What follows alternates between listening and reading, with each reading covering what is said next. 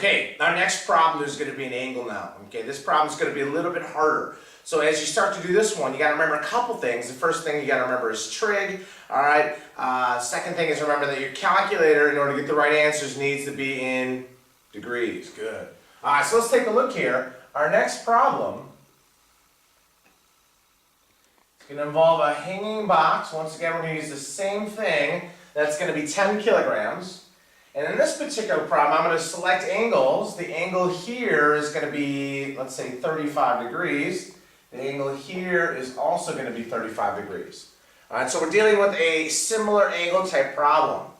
Now, for the sake of doing the free body diagram, as I draw the free body diagram here, once again, the thing I want to start with is weight. I always start with weight. It's the easiest thing, all right, to put into your diagram. It's always there and it's always down. Now, taking a look at the strings, I'm actually going to label the strings as two separate tensions. All right? We don't necessarily know too much about the problem right now. All right? So for right now, we're just going to generally call these two separate strings, so two separate tensions. And again, you should be copying this down. Yes, Clarner. Okay, copy it down. Okay, good. So taking a look right here, let's go ahead and write the dashed lines in here. The dashed lines represent angles that are 35 degrees. 35 degrees. And now here's where this becomes difficult. If you take a look at my diagram right here, I'm just going to eliminate this so you can see it a little better. If you take a look at my diagram right here, I've got two components. That's what makes this harder. All right? I've got an x and a y component. I've got this component right here, which is a y component.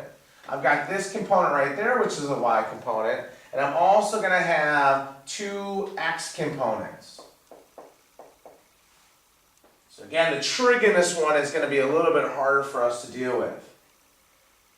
Now, as we take a look at this, the next step after drawing the free body diagram, because everyone should do it, don't cost nothing, all right, is the sum of the forces. And everyone knows that the sum of the forces equals yo mama. Very nice. But here's the difference in this particular problem. There's going to be multiple directions. There's an x direction and a y direction. If you can remember this, whenever you have multiple directions, you're always going to do the y first. Why? Well, because I said so. All right, so we're going to go ahead and do the y. Add a little y right there. And now in this particular problem, I have to look at all the forces acting up and down. I've got a force here, and a force here. So I've got three forces to deal with, all right? And with the three forces, I'm going to go ahead and I'm going to apply the same rules I did before. I've got my one that's acting up. I've got my other one that's acting up. So those two are positive since they're acting up. And then I've got my weight, which is down.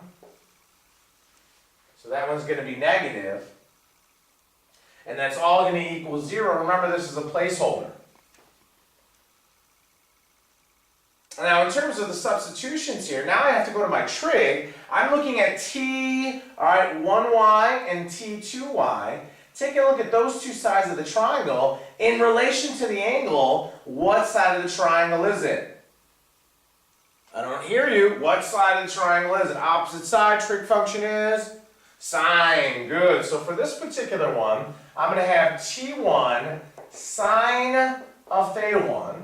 Okay, that represents this one right here. That's going to be the same one over there. It's going to be T2 sine theta 2. And for the sake of this problem, I'm going to push the weight to the other side. And it's going to go that. The statement here should be the following, and this is where you start to make some conceptual connections.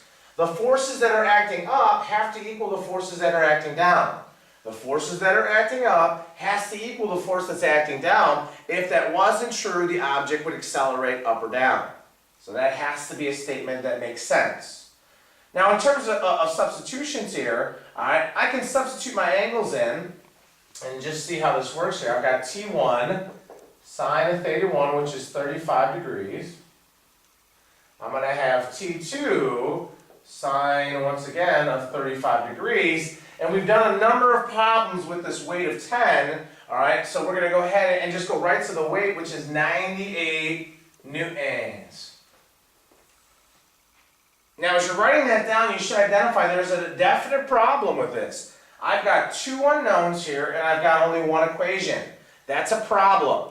All right? The problem can be rectified by going ahead and doing the x direction. All right? So I'm just going to make sure, I'm going to walk over to the camera and make sure you can see the right side. All right? So take a look at that real quick as I go ahead and make sure I shift the camera, make sure I get every, oh my goodness. I didn't get it all. That's okay. I'll zoom in for a second so you can take a look if you missed anything. Got that? Are you writing it down? Good. So there's that one. Okay, let me move this over for you. Okay, here's the next part now. With the next part now, we're going to do the x direction. We're going to go sum of the forces in the x direction equals, oh mama, got the acceleration? That's hell no. And over here, we should have also done it. So I don't know if you saw that. Maybe it went on a camera shot. But over there, I also crossed off the MA. And in this particular problem, there are two x components. There's something pulling it to the right and something pulling it to the left. The something pulling it to the right is the T2x. So that one's going to be positive. And there's also something pulling it to the left. That's going to be the negative one. That's going to be T1x. And remember, that's going to be equal to 0. The statement I'm about to write should again be an intuitive statement. Take a look at this. I've got T2x equals T1x. I have equal forces. Once again, this is an equilibrium problem. Whatever's pulling to the right equals whatever's pulling to the left. If that wasn't true, the object would move left, move right, accelerate left. All right, so again, this has to be a problem that's static and not moving. So again, those are equal. Trig functions. In your notes, I know you can't see it, but in your notes, this side, we had sine, so I think that you know this side's going to be cosine. Good. So I've got T2 cosine of theta 2 equals T1 cosine of theta 1. Now, in this particular problem, once again, I'm going to make the substitution for the angles. I'm going to have T2 cosine of 35, T1 cosine of 35.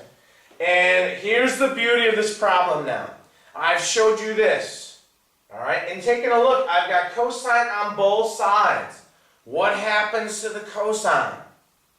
Well, Henry, what happened to the cosine? Oh wait, Henry's probably not here. He's always absent. Mr. Myrick, yeah, yes, thank you, Mr. Myrick. If it's on both sides, it crosses off. All right, there we go, crosses off. And the statement to follow from this is a statement that you should remember.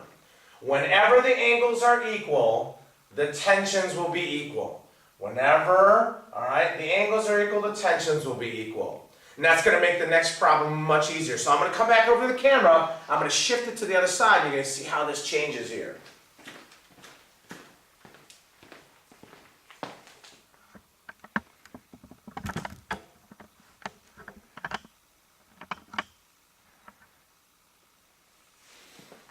Okay, so here it is now.